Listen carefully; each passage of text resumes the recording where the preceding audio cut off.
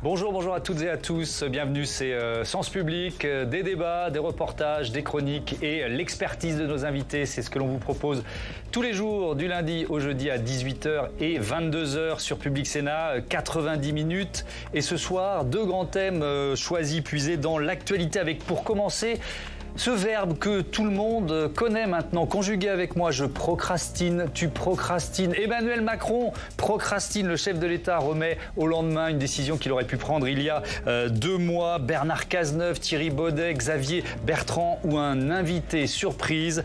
Quel que soit le futur locataire de Matignon, il aura un défi à haut risque devant lui, boucler en urgence le budget alors que nos finances publiques sont au plus mal. L'autre actualité que nous avons choisi d'analyser ce soir, c'est la pression subie par Benyamin Netanyahou en Israël. Le Premier ministre s'est excusé après l'exécution de 6 otages par le Hamas. Je l'ai dit aux familles et je le répète ce soir. Je vous demande pardon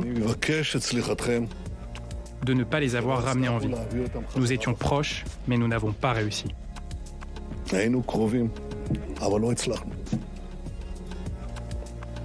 Une grève générale, des manifestations tous les soirs. La société israélienne ne supporte plus son Premier ministre. Est-ce la pression interne qui ouvrira la porte d'un cessez-le-feu? Quels sont les risques d'un embrasement régional, notamment au Liban? On en débattra dans 45 minutes.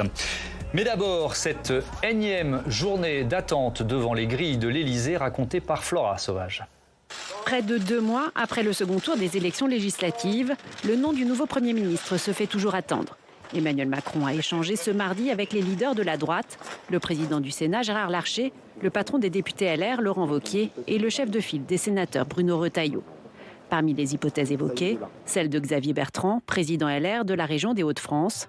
Mais le Rassemblement national, premier groupe de l'Assemblée nationale avec 126 députés, a déjà annoncé qu'il déposerait une motion de censure en cas de nomination de Xavier Bertrand à Matignon. Si c'est Xavier Bertrand qui est nommé, vous ne pouvez même plus parler de participation ou pas des LR. C'est un LR qui est Premier ministre.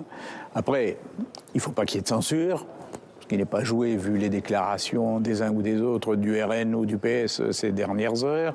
Autre personnalité évoquée pour succéder à Gabriel Attal, Thierry Baudet, le président du Conseil économique et social, ou encore le socialiste Bernard Cazeneuve. Mais ils ne remplissent pas tous les critères aux yeux du chef de l'État. Bernard Cazeneuve n'est pas soutenu par son camp et il veut revenir sur la réforme des retraites. Thierry Baudet, Xavier Bertrand, alors maintenant on me dit que même Cazeneuve reviendrait dans la course. Enfin, on a l'impression d'être dans une course de chevaux là où on va faire. En réalité, ça montre quoi? C'est que le président de la République est complètement bloqué, n'a pas de solution, n'a pas de possibilité. Et pourquoi il n'a pas de solution, il n'a pas de possibilité? Parce que lui, ce qu'il veut, c'est un refus total de la cohabitation. Pour trouver une issue à la crise, Emmanuel Macron continue les consultations à gauche avec les représentants du Parti socialiste. De leur côté, les députés LFI vont déposer une proposition de résolution visant à destituer Emmanuel Macron après son refus de nommer Lucie Castet, la candidate du nouveau Front populaire, à l'hôtel de Matignon. Matignon, un président ne devrait pas faire ça, c'est le titre de notre débat avec Céline Braque. Bonsoir, bienvenue. Vous êtes la cofondatrice et la directrice générale de l'Institut de sondage Odoxa. Stéphane Vernet, bonsoir et bienvenue. Bonsoir. Journaliste politique, directeur de la rédaction de Ouest France à Paris. Bastien François, bonsoir et bienvenue. Bonsoir. Vous êtes constitutionnaliste, professeur de sciences politiques à l'université Paris 1, Panthéon-Sorbonne. Et j'accueille Sophie de Ravinel. Bonsoir et bienvenue. Merci. Sophie, je suis très heureux de vous accueillir dans Sens Public. Vous avez souvent été à l'une de ces places et vous voilà dans le rôle de l'éditorialiste politique. On est ravis de vous accueillir.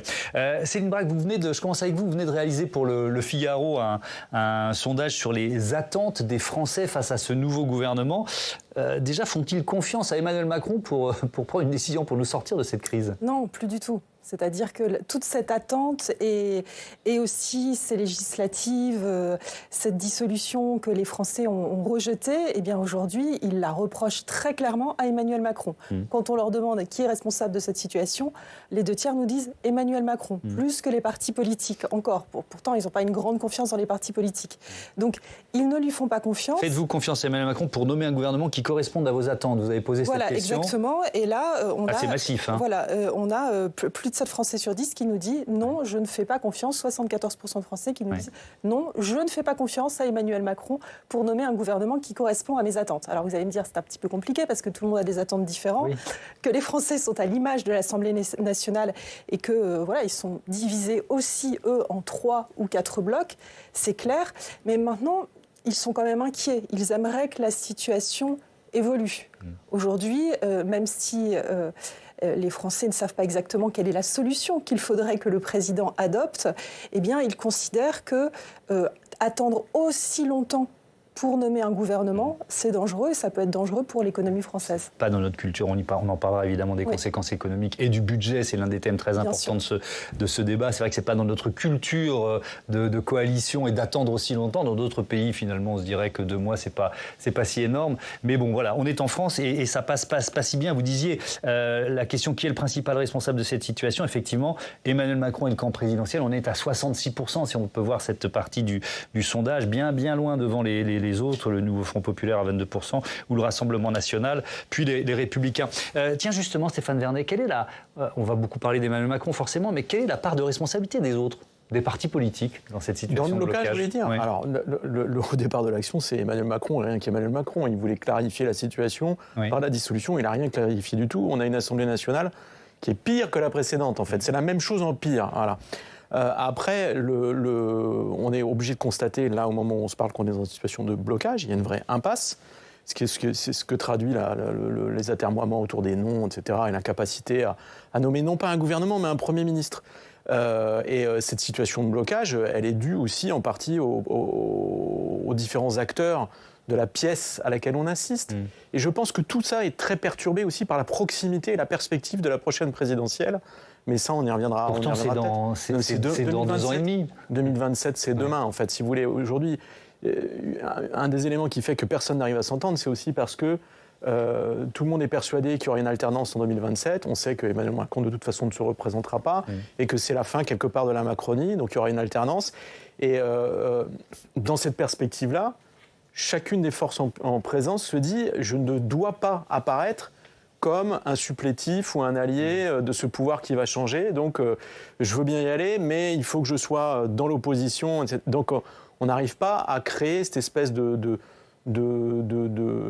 j'allais dire, de monstre ou de figure, de style qui n'a jamais existé dans notre histoire politique, qui serait une espèce à la fois de cohabitation et d'alliance, et de coalition. Parce que c'est ça que le chef de l'État a en tête. Et là, aujourd'hui, au moment où on se parle, ça n'est pas possible. La cohabitation, ce vilain néologisme qui est sorti des rumeurs élyséennes et qui fait mal à nos oreilles. Mais juste un petit point, moi je trouve que le sondage que vous avez fait est très intéressant. Faites-vous confiance à Emmanuel Macron pour nommer un gouvernement qui correspond à vos attentes? Mais en fait, Emmanuel Macron, normalement, il n'est pas là dans une situation où il doit nommer un gouvernement. Il doit désigner un Premier ministre. Qui lui-même aura... On est au cœur de la discussion. Et on est au cœur de la discussion qui aura le pouvoir. C'est le Premier ministre qui compose son gouvernement. C'est pas le président de la République. C'est peut-être pour ça que ça grince à ce point. Alors, on se demande tous... on doit vous poser combien de fois par jour la question, alors c'est pour bientôt? Tous les gens que vous croisez dans la rue, c'est ça. Bon, donc on est tous à se poser cette question. Bastien François, pourquoi Emmanuel Macron fait durer le suspense? Quelle est votre analyse? Quelles sont vos hypothèses? C'est assez compliqué. Je pense que le fait que je sois un spécialiste de sciences politiques et même de droit constitutionnel ne me donne pas nécessairement des armes très efficaces pour répondre à votre question. Bon, j'ai la même question que tous les Français, c'est-à-dire qu'on se demande ce qu'il fait depuis 2 mois. On a bien compris, on comprend quand même qu'il n'a pas véritablement accepté la défaite de son camp. Peut-être que personne n'a gagné, mais il y a au moins un camp qui a vraiment perdu, c'est le sien. Oui. Bon. Il ne l'a pas accepté parce qu'on le voit bien dans la contrainte qu'il met au futur du gouvernement. C'est-à-dire ne pas toucher à son bilan. Or, si son camp a perdu, c'est bien parce que les Français, dans leur immense majorité, pour des raisons différentes, mais ont voté contre son camp, pour des candidats qui étaient hostiles à son camp. Bon. Donc ça veut dire que les réformes faites par Emmanuel Macron, notamment la retraite, mais peut-être un bilan plus général d'Emmanuel Macron est contesté pour des raisons qui sont très différentes. Donc les attentes, effectivement, sont très différentes. Et donc ça, Emmanuel Macron ne l'accepte pas. Bon. Et donc, tant qu'il ne l'accepte pas, il est dans une position de blocage. Bon. Et on le voit bien, effectivement, dans la discussion que vous esquissiez là, entre nommer un Premier ministre et nommer un gouvernement. Bon. Nommer un Premier ministre, c'est pas du tout la même chose que nommer un gouvernement. Nommer un Premier ministre, sous la Ve République en tout cas, mais aussi dans les autres pays parlementaires, européens, c'est nommer quelqu'un qui va justement construire un accord politique entre les partis sur un programme de gouvernement. Bon. Là, Emmanuel Macron, il occupe en même temps les deux rôles présidentiels qu'on est habitué à voir fusionnés. Celui de chef de parti, de chef de majorité, donc celui qui définit le programme, et puis celui d'arbitre de la Constitution, celui de l'article 5, celui qui est le garant du bon fonctionnement et des institutions. Et il joue en permanence l'une des deux facettes de son rôle, et donc c'est ça qui met une très grande confusion. Si on prend, on va forcément l'évoquer un peu plus longuement, mais d'un mot l'hypothèse de Bernard Cazeneuve. Ça peut coincer sur quoi ? Ça peut être un bras de fer sur la réforme des retraites, sur la composition du gouvernement, les ministères régaliens. Ça peut coincer sur quoi ? C'est ça, je pense que c'est les deux, en fait. Moi, il me semble que, en fait, si vous voulez, quand on entend le narratif, le récit qu'a construit l'entourage du président à l'Élysée autour de cette histoire... Ça, c'est ce qu'on vous dit, vous, quand vous les appelez, voilà ce qu'on vous fait passer comme message. Qu'est-ce qu'on nous dit ? On nous dit Lucie Castès, c'était pas possible parce que de toute façon, on a l'assurance que si Lucie Castès était nommée Première ministre, elle composerait un gouvernement qui serait démis sous 48 heures. Ouais. Ce qui est pas faux, si vous voulez, hein, quand on regarde en fonction des déclarations et des uns et des autres. Mais à ce moment-là, si au nom de l'article 5 de la Constitution, je suis le garant de la stabilité des institutions, je ne peux pas me permettre de nommer un Premier ministre et composer un gouvernement s'il tombe tout de suite, donc il faut que je trouve un candidat qui fasse consensus, etc. Ce qui est un raisonnement tiré par les cheveux, on pourra en reparler après, mais si c'est ça, l'idée c'est de trouver un Premier ministre qui pourrait tenir la route quelque temps, hein, on est d'accord. Et alors le problème, si vous voulez, c'est que dans tous les noms qui ont circulé ces derniers jours, celui qui est le plus susceptible finalement peut-être d'arriver à une espèce d'équilibre, c'est Bernard Cazeneuve. Donc ça le met, on va aller vite là-dessus, peut-être un peu ou ça le mettait en position de force vis-à-vis d'Emmanuel Macron, c'est ce que le problème, c'est que Bernard Cazeneuve, en fait, il coche toutes les cases, ça pourrait fonctionner, il vient de la gauche, etc. Mais lui, il vient avec l'idée qu'il sera là pour être un Premier ministre de cohabitation. Même s'il a de l'affection, de la sympathie pour Emmanuel Macron, que c'est réciproque, il veut pouvoir nommer ses ministres et pas se voir imposer un certain nombre de personnes au sein du gouvernement à des postes clés. On a dit que le président de la République voulait choisir son ministre de la Défense, son ministre de l'Intérieur, son ministre des Affaires étrangères, son ministre de l'Économie. Et puis, il n'y a plus beaucoup de postes importants. Et puis, il y a un autre point qui pose question, c'est l'idée c'est les déclarations, les prises de position de Bernard Cazeneuve sur la réforme des retraites. Alors ça, on en reparlera sûrement. Moi, je pense que c'est là que ça coince. Ouais, et c'est peut-être aussi là-dessus, si vous voulez, qu'il y a beaucoup de déclarations sur on nous parle de Thierry Baudet, de Xavier Bertrand. Ça explique les autres noms qui sortent du chapeau. Non, mais est-ce que c'est pas simplement une façon de faire pression aussi sur Bernard Cazeneuve pour qu'il mette de l'eau dans son vin et qu'ils arrivent à trouver un compromis entre les deux. Moi, j'ai l'impression que ça peut être ça aussi. L'œil rivé sur l'agence France-Presse qui nous donne des dépêches en temps réel. On ne sait jamais, peut-être qu'on va avoir l'information qu'on attend tous en direct en cette fin d'après-midi de mardi. Bref, Sophie, vous, cette procrastination record, ça vous inspire une métaphore cinématographique. Absolument Thomas, parce que nous sommes en pleine Mostra de Venise, et donc c'est le plus ancien des festivals de cinéma. Il se termine samedi seulement. Moi, je vais vous dire, en matière de superproduction, de suspense, de tension, c'est bien chez nous que ça se passe, et c'est loin d'être terminé. Seulement, moi, je me pose la question de savoir si les Français vont aimer ce film. J'ai un doute, parce qu'en fait, il n'y a pas de scénario, il s'écrit au jour le jour, et non seulement il n'y a pas de scénario, mais il n'y a ni producteur ni réalisateur. Ni réalisateur quand même. Non, même pas. On a un chef de l'État qui a l'impression comme ça a été très bien dit, qui semble subir ce qu'il a lui-même provoqué finalement, mais qui joue avec les événements et qui joue aussi avec les personnes. pour ne pas donner le sentiment d'être cette abeille. Vous savez, on la voit à la fin de l'été, on a tous cette image-là, coincée dans une bouteille et qui cherche à sortir de ce fond sucré qu'elle est allée chercher. Okay. Et donc elle se tape... Je n'avais pas imaginé Emmanuel Macron en abeille, mais pourquoi pas. Et il se tape contre les vitres, comme d'autres, et notamment le locataire démissionnaire de Bercy, Bruno Le Maire, voit arriver droit devant lui et donc droit devant nous tous le mur du dérapage des finances publiques. It's money time, a-t-il confié à quelques députés qui étaient réunis autour de lui pendant les journées d'été du MEDEF, et ce qui veut dire en bon français, ça urge, ça presse. Mais justement, les Français sont-ils si pressés ? En fait, c'est la réalité qui presse, c'est la réalité politique, c'est la réalité économique, c'est la réalité internationale. Et je pense en particulier au gel des aides militaires à l'Ukraine. Et il ne faut pas se leurrer, les Français ont envie d'être gouvernés. Ils sont attachés à leur congé, ça c'est évident, moi la première. Et on a été tous bercés par la belle musique des Jeux Olympiques. Mais tout ça est terminé et la trêve est en passe de l'être aussi. C'est la rentrée sociale qui s'annonce. Oui, et Emmanuel Macron, on peut dire quoi, qu'il est plus seul que jamais ? Oui, il est plus seul que jamais, évidemment. Et comme on l'a très bien dit, il a hésité entre Xavier Bertrand et Bernard Cazeneuve, ou encore même à imaginer effectivement nommer le président du CESE, Thierry Baudet, un profil de société civile avec en soutien, a-t-il glissé à des proches, ces deux anciens ministres que j'ai cités, Bernard Cazeneuve et Xavier Bertrand. Mais il donne le sentiment finalement de n'avoir aucune ligne politique. Et c'est bien sans doute ce qu'on lui reproche depuis le début. Il rêve de quoi ? Eh bien, il rêve d'une coexistence pacifique pour convenance personnelle. C'est François Hollande qui a glissé ça, mais c'est pas possible, c'est impossible. Et le scénario qui se présente, le plus solide, après l'arrivée en tête du bloc de gauche aux législatives, on ne peut pas le nier. Et l'échec du NFP, c'est la nomination effectivement de Bernard Cazeneuve. Il a été Premier ministre, il ne pourrait ne pas avoir forcément de majorité contre lui, il pourrait s'arranger pour ça. Et il est prêt, ce qui est quand même important, vous en conviendrez, à sacrifier son ambition personnelle présidentielle.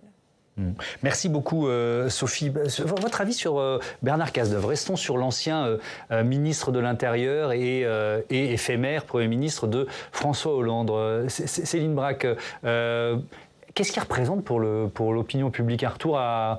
Alors j'allais dire l'ancien monde, c'est un cliché, mais bon bref, je m'offre un cliché en ce début de saison. Il n'a pas une grande popularité, il était très impopulaire en tant que Premier ministre, mais il faut dire aussi que c'était un peu plombé par l'impopularité de François Hollande. Complètement plombé par l'impopularité de François Hollande. Les Français considèrent que c'est quelqu'un de sérieux, de solide, mais c'est loin d'être quelqu'un qui les fait rêver. Ouais. Maintenant, je pense que les Français, voilà, vous le disiez, à un moment, ils voudraient qu'il puisse y avoir quelque chose qui se passe.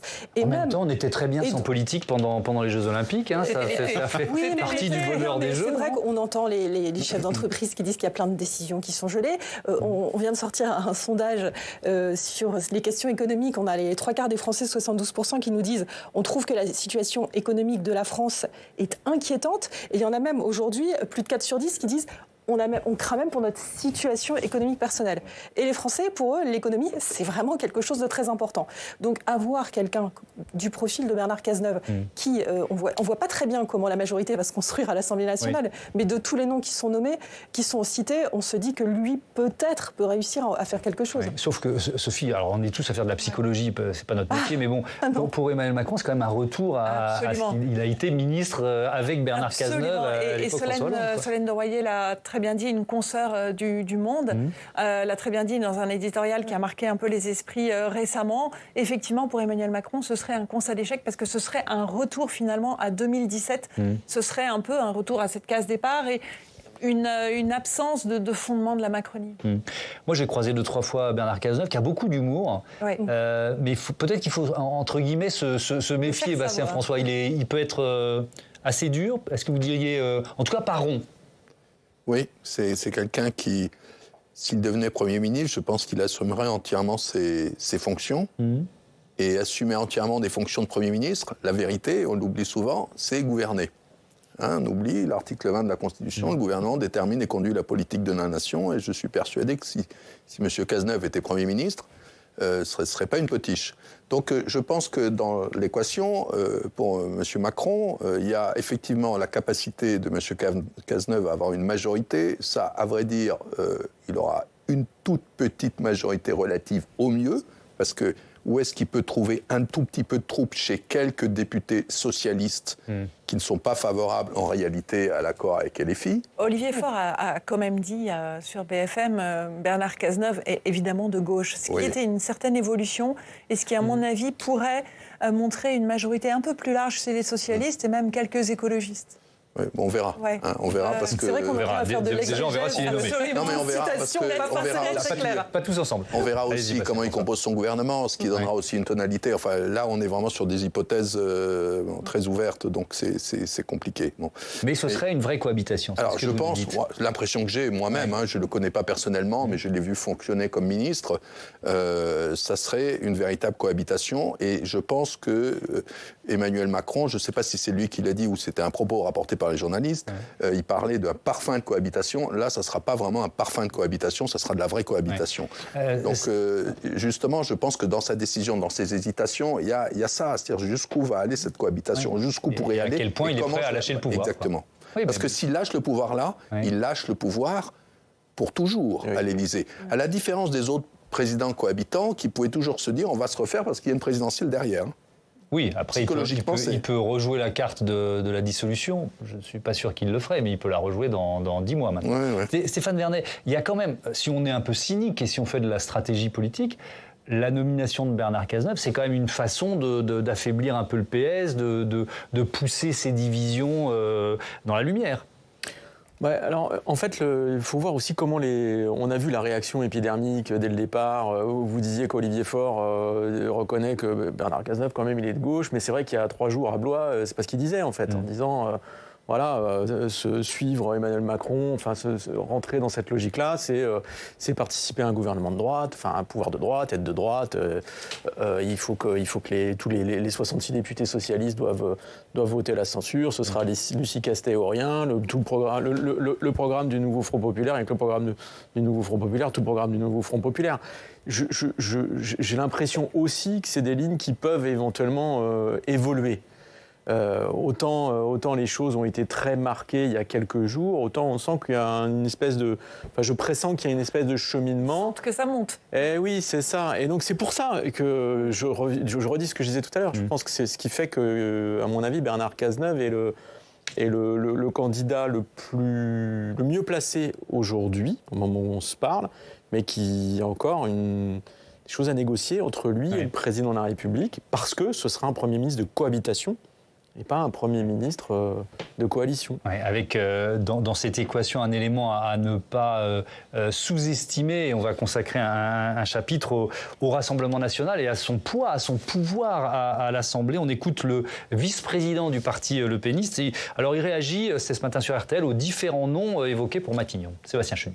Monsieur Baudet, c'est un Premier ministre qui, s'il était nommé, demain Premier ministre, serait l'outil dans les mains d'Emmanuel Macron pour contourner le choix des Français. Mais, encore une fois, c'est pas des questions d'individus, au final. Hier, le président de la République a reçu... je veux dire, quand on voit les gens qu'il a reçus hier, c'est le syndicat de ceux qui ont mis le pays en faillite. Donc il faut qu'il a reçu Xavier Bertrand, François Hollande, Nicolas Sarkozy. Enfin, les 3 ont contribué à mettre le pays... Et Bernard Cazeneuve, pardon. Les 4 ont contribué à mettre le pays dans l'état dans lequel il est. Et c'est de ces gens-là dont le président de la République se préoccupe. C'est-à-dire, c'est leur avis qui compte. Mais l'avis qui compte, c'est celui des Français. Bastien François, avec ses 126 députés auxquels on peut ajouter les ciotistes évidemment, ça fait à peu près plus de 140, 143 députés. On peut dire quoi, que le RN détient le pouvoir de censurer n'importe qui? En tout cas, de soutenir n'importe quelle motion de censure. Oui. Ben oui, mais c'est ça qui fait la différence. Bien sûr. Bon. Donc, selon qu'ils soutiendront ou pas une motion de censure de gauche vis-à-vis d'un gouvernement, disons, de couleur un peu à droite, ou l'inverse, eh bien, évidemment, c'est le paradoxe, d'une certaine façon, de ces élections et de la façon dont les négociations ont été conduites. Ces élections législatives, elles se sont construites entre les 2 tours sur le rejet du Rassemblement national. Bon. ça a expliqué une très forte mobilisation des Français. Et il y a eu quand même, ça s'est plutôt bien passé, globalement. Cette stratégie a été plutôt efficace. C'est le retour du plafond de verre, d'une certaine façon. Peut-être moins solide qu'avant, mais ça s'est de nouveau exprimé. Mais à un très haut niveau, quand même, le plafond. Oui, bien sûr. Il ne faut pas oublier ça. Bon. Mais là, on se trouve dans une situation paradoxale où c'est le RN qui décide de la mort éventuelle, et donc d'une certaine façon de la vie d'un gouvernement. Et parce qu'on voit bien, un gouvernement aujourd'hui, la condition pour qu'il existe, c'est non pas qu'il ait une majorité, mais qu'il n'ait pas de majorité contre lui. C'est ça sa condition. C'est ça la particularité d'ailleurs de cette cohabitation qu'on va connaître. Et donc ça enrichit d'ailleurs la définition qu'on pourrait appeler cohabitation, parce que c'est aussi la situation, etc. Bon. Mais dans cette situation-là, évidemment... C'est une double cohabitation avec le chef de l'État et avec l'Assemblée. Eh ben oui, d'une certaine façon. Bien sûr. Bon. Bien sûr. Donc... là, le RN tient des clés. Alors, tout l'enjeu va être de savoir comment le RN joue la carte, justement, de 2027, c'est-à-dire la façon de se présenter devant les Français. C'est pas sûr que le RN ait envie de censurer immédiatement des gouvernements de droite ou, disons, de centre-gauche parce que ça participerait au chaos ambiant, etc., etc. Bon, LFI, disons, un gouvernement casté, c'était différent. Parce qu'elle sait très bien, Marine Le Pen, que s'il y avait demain une élection présidentielle, au second tour, vraisemblablement, ça serait Mélenchon ou quelqu'un de gauche contre elle. Et donc, elle tape, elle a choisi cet adversaire. D'ailleurs, elle l'a bien choisi clairement au moment des législatives. Ça sera LFI. Bon, voilà. Donc là, on est sûr, il y a une motion de censure contre un gouvernement casté ou un gouvernement où il y aurait des ministres LFI. Ouais. Dans les autres cas de figure, ça peut être au cas par cas, en fonction des textes. Ça peut être au cas par cas, et ça veut dire aussi qu'éventuellement, si les choses sérieuses se passent vraiment à l'Assemblée nationale, au Parlement de façon générale, avec un gouvernement qui va négocier des textes à l'avance avec des parlementaires, ça veut dire que le RN a une capacité de négociation, y compris sur le contenu même des textes, y compris sur l'ordre du jour. Hein, actuellement, il y a quand même une discussion actuellement sur l'ordre du jour d'une éventuelle session extraordinaire. Eh bien, voilà, il y a peu de chance, mais ça donne déjà une idée du fait que Marine Le Pen a proposé aux autres présidents de groupe de négocier un ordre du jour. Céline Bracq, on l'a vu avec l'hémicycle, c'est 3 ou 4 blocs irréconciliables auxquels on est confronté aujourd'hui. Oui, et vous aurez remarqué que je trouve que depuis la fin des vacances d'été, on va dire, depuis le moment où les discussions ont repris, les partis politiques, et c'est le cas du Rassemblement national, mais c'est le cas aussi des autres, deviennent de plus en plus difficiles et mettent de plus en plus de conditions. Parce que, par exemple, le Rassemblement national, au début, était plutôt sur la ligne fixée par Marine Le Pen en disant « Nous, on ne censure pas pour le principe, on censure un contenu ». Et donc, ils avaient une ligne, on va dire, un peu ouverte, et qui est en train de se refermer au fur et à mesure. Et c'est vrai que Sophie parlait d'Emmanuel Macron comme une abeille au fond d'une bouteille, mais c'est vraiment comme s'il avait foncé dans la bouteille en tournant dedans, parce que en mettant à la fois, en consultant ainsi les politiques et autant de politiques comme le ferait un président de la 4e République, et en se fixant cette condition de la non-censure du gouvernement, en réalité, tout lui échappe et la situation est de plus en plus compliquée. Donc il y a un moment, il faut se lancer, c'est-à-dire faire confiance à une personne qui dirait qu'elle peut avoir des textes qui trouvent une majorité, qui ne sont pas censurés à l'Assemblée nationale, quitte à ce que cette personne soit censurée. Ça aurait été sans doute le cas de Lucie Castet s'il avait nommé un gouvernement NFP, mais c'est un peu aussi comme ça, on avance en marchant, et je pense que c'est comme ça qu'il faudrait désormais que les choses se passent. Stéphane Vernet, je lisais, je crois que c'est chez nos confrères du Parisien aujourd'hui en France, que le RN met une nouvelle condition, notamment le fait de voter la proportionnelle, c'est ça? Ça fait partie des informations du jour? Non, alors dans les informations du jour, il y avait l'idée qu'en fait, ils ne censureraient pas, ou ils émettaient l'idée qu'ils ne censureraient pas un gouvernement technique, avec un Premier ministre technique, dont une des missions serait d'installer la proportionnelle. Mais vous avez plusieurs partis en fait, qui seraient favorables à l'instauration d'une proportionnelle. Et ça, moi, quand j'entends ça, je me dis que ça correspond plutôt au profil de Thierry Bonnet. Donc le président du CESE, le Conseil économique, social et oui, puisque la démocratie, son fonctionnement, c'est une de ses spécialités au niveau du CESE. Donc, mais il y a beaucoup de messages contradictoires. Enfin, il y a juste un point que je trouve intéressant. On vient de parler de Lucie Castet. Pourquoi est-ce que Emmanuel Macron n'a pas appelé Lucie Castet à Matignon en la chargeant de former un gouvernement, puisque la première des coalitions qui est arrivée en tête aux législatives, c'est le Nouveau Front populaire. Je parle sous votre contrôle, je vais peut-être dire une bêtise, mais il me semble que chez nos voisins, c'est ce qui se passe. C'est-à-dire que quand vous avez, à l'issue des élections, un parti qui arrive en tête, le chef de l'État, quel qu'il soit, nomme un Premier ministre ou une Première ministre qui est issu des rangs en question, en le ou la chargeant de composer un gouvernement, ce qui peut parfois être très long, parce que c'est ce Premier ministre nommé qui va chercher la coalition à l'établir. Et oui, mais là, les premiers mots prononcés par Jean-Luc Mélenchon, c'est tout le programme du Front populaire et rien que le programme. Ça ferme la porte à une coalition. Non, mais on peut se dire que Emmanuel Macron aurait pu appeler Lucie Castet à Matignon en se disant mais de toute façon c'est pas grave, on sait très bien qu'elle sera censurée quand les travaux parlementaires reprendront, etc. Mais on respecte l'esprit, on fait comme nos voisins, on fait la même chose. Pourquoi il ne l'a pas fait ? Parce que, en fait, si Lucie Castet avait été nommée à Matignon, tout en sachant qu'elle allait chuter et que son gouvernement allait chuter, elle pouvait prendre un certain nombre de décisions par décret, notamment le gel de la réforme des retraites et surtout le passage du SMIC à 1 600 € net. Il suffit de publier un décret en disant voilà, on va fixer le... Et ça, c'est une mesure sur laquelle, si on parle de budget, on parle d'économie, on va peut-être en parler un peu, mais on va en parler tout de suite. L'impact est énorme, et c'est une mesure sur laquelle vous ne pouvez pas revenir. Parce que vous ne pouvez pas, 2 mois après, dire bon, voyez, regardez, ce gouvernement, il ne fait pas l'unanimité, il tombe, on va en nommer un autre, et en fait, on s'est trompé sur le SMIC, on va le remettre à 1 400 €. Ça, c'est sûr que personne ne le ferait. Ben non, voilà. Et donc, moi, je pense que si vous voulez, pour comprendre ce qui nous est arrivé et pourquoi on en est là, je pense que ça se passe à ce niveau-là. Alors, vous m'offrez la perche pour ouvrir ce chapitre consacré effectivement à la situation économique et au budget. Je rappelle cet élément de votre sondage, Céline. La question, c'est pensez-vous que cette situation politique est inquiétante pour la situation économique de la France ? Massivement, les Français répondent oui, elle est inquiétante à 72%. On en parle tout de suite avec Alexandre Poussard.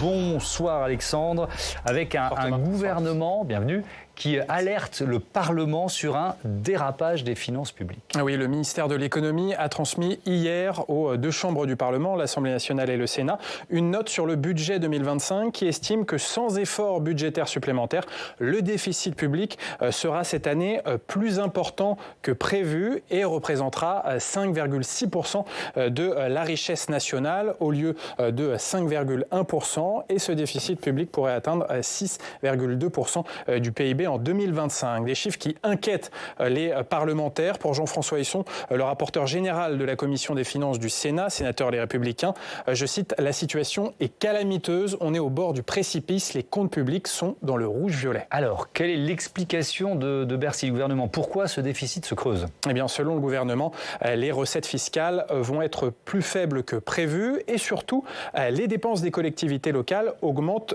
trop vite. La hausse de ces dépenses pourrait, selon le gouvernement, dégrader les comptes 2024 de 16 milliards d'euros par rapport au déficit qui a été prévu au printemps dernier. En tout cas, c'est une explication qui ne tient pas la route pour le président de la Commission des finances du Sénat, Claude Raynal, socialiste. On va l'écouter.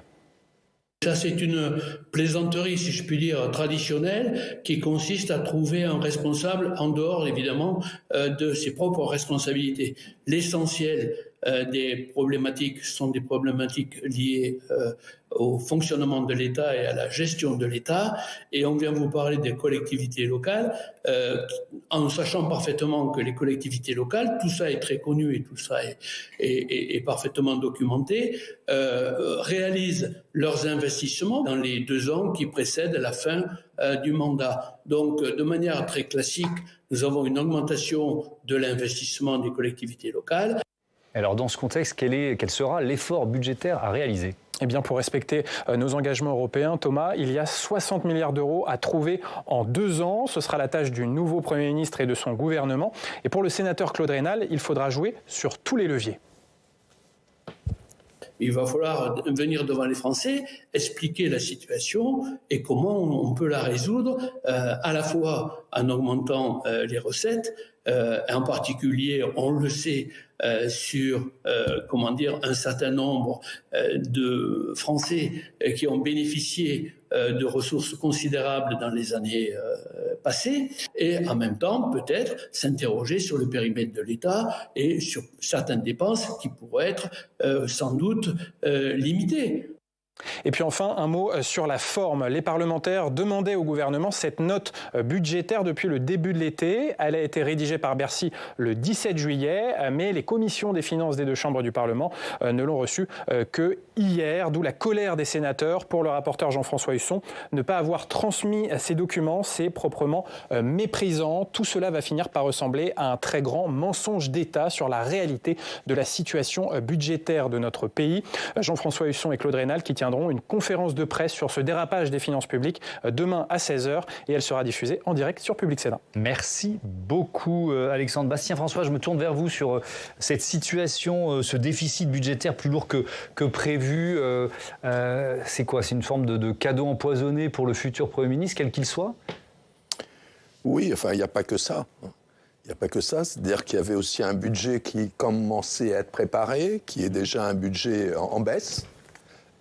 Et un budget où, alors même que le gouvernement est censé ne gérer que les affaires courantes, a déjà fait un certain nombre d'arbitrages. Oui, il y a eu les lettres de cadrage envoyées aux différentes administrations. Ça veut dire que le prochain gouvernement, quel qu'il soit, même s'il arrive ce soir, enfin le Premier ministre, parce que le gouvernement, je peux vous dire que ça ne va pas arriver...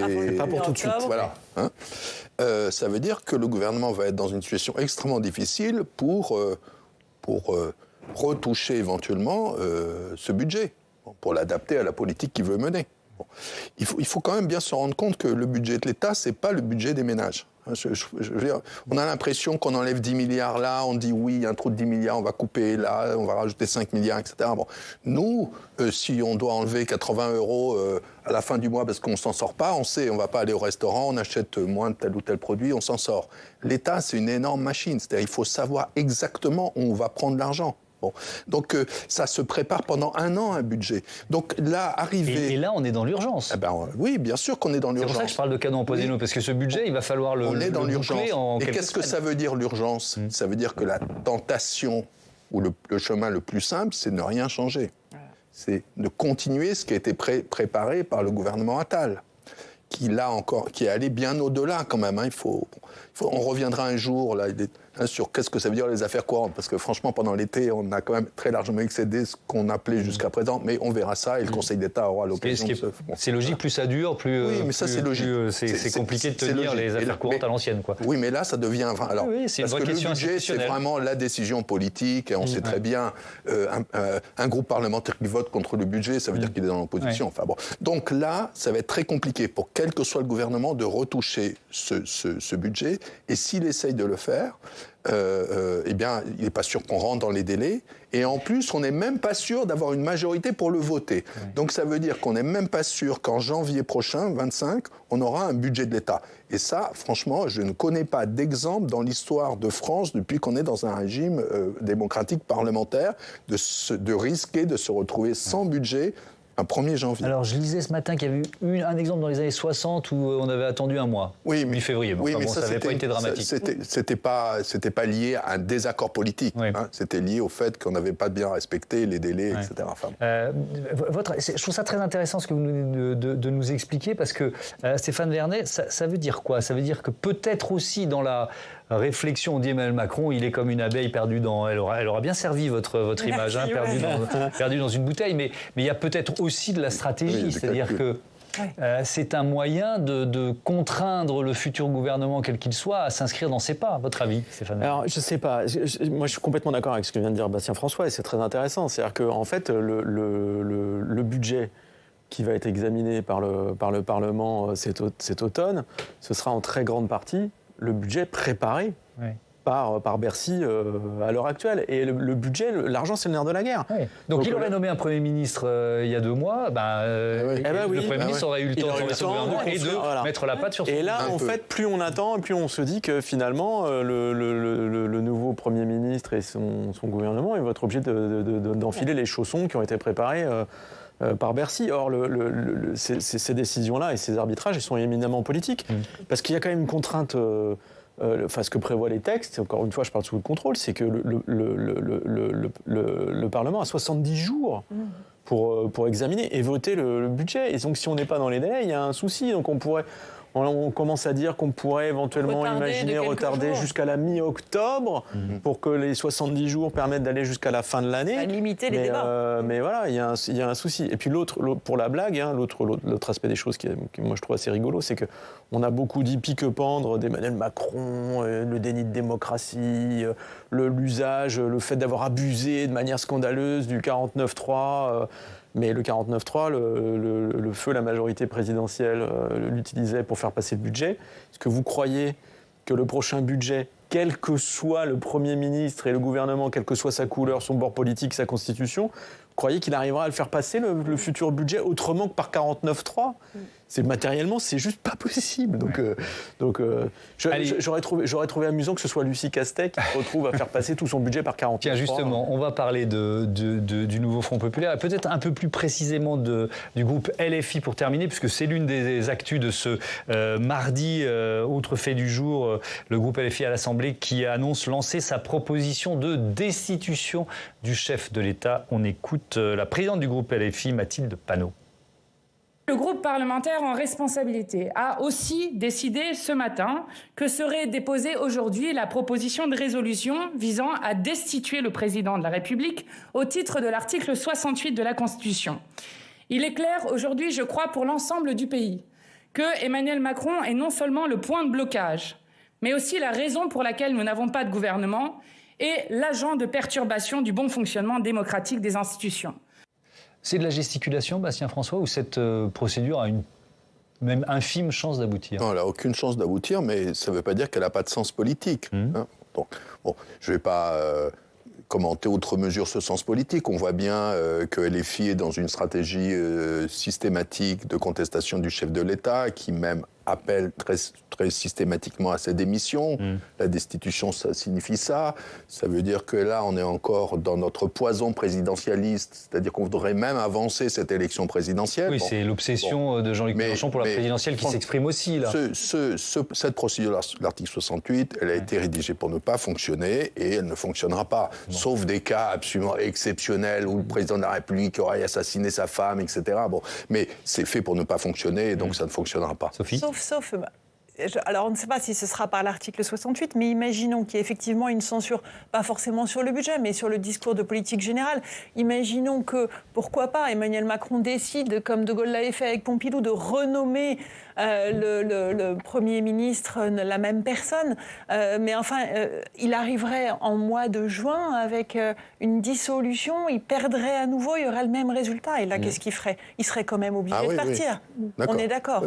Oui. Vraisemblablement. Voilà. Bon, ça fait beaucoup de si et on peut imaginer qu'il va essayer de ne pas se mettre dans cette autre bouteille. Voilà, mais on n'est quand même pas loin d'imaginer que ce scénario devienne possible. Oui, intéressant. Après, ça permet politiquement aussi de continuer à pousser cette idée de nous, les partis politiques, et nous, LFI, nous ne sommes en rien responsables de la situation actuelle, mais le chef de l'État est le seul responsable. Ça a un certain écho dans l'opinion. J'ai des confrères qui ont fait un sondage sur la démission d'Emmanuel Macron. On a une majorité de Français et tous les sympathisants de gauche, pas tous les sympathisants de gauche, mais une très forte proportion, est favorable à cette démission d'Emmanuel Macron. Donc, en poussant cette idée de destitution et en sachant très bien qu'elle n'ira pas jusqu'au bout, il y a aussi ce point-là. Enfoncer le clou sur la responsabilité du président de la République. Et d'ailleurs, vous avez sondé, vous, les Français, sur cette question. Pensez-vous qu'Emmanuel Macron a raison ou tort de refuser l'hypothèse d'un gouvernement issu du nouveau Front populaire ? C'est très partagé, hein ? Oui, c'est très partagé parce qu'en fait, c'est un 50-50 qui cache des... C'est-à-dire qu'à droite et au centre, on est absolument ravis qu'Emmanuel Macron, les 2/3 des sympathisants de droite des sympathisants du centre disent qu'il a eu tout à fait raison, alors que les sympathisants de gauche considère que c'est absolument scandaleux qu'on n'ait pas nommé un gouvernement de gauche, étant donné que c'est le nouveau Front populaire qui est arrivé en tête des élections. Bon ben voilà, il est 18h43 et ce premier débat est terminé. Et on n'a toujours pas le nom ou de là, qui sait, Premier ministre de la France. On va attendre encore quelques heures, quelques jours. Qui sait, merci à tous d'avoir participé à ce débat qui était passionnant. À bientôt sur Public Sénat.